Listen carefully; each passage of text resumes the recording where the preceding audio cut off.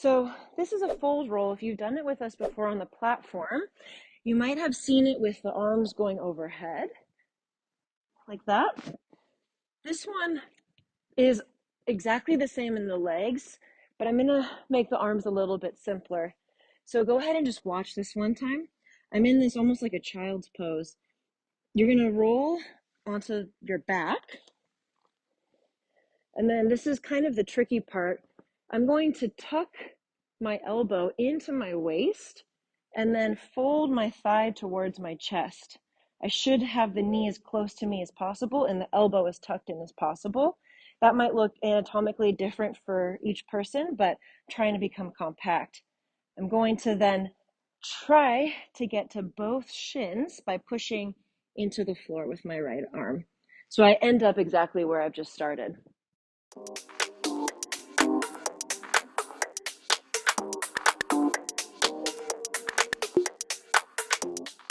Let me show you that in a little bit more flow. So I've come here, roll across the back, tuck everything in towards you, and then land in a complete folded position.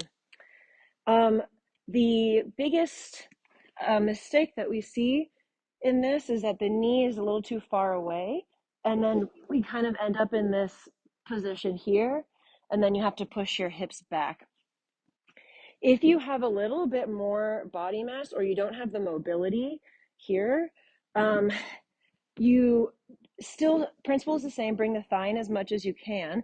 And then I would actually push the shoulders up a bit more and then let everything fold, as opposed to keeping the shoulders down on the floor and then putting the butt up in the air.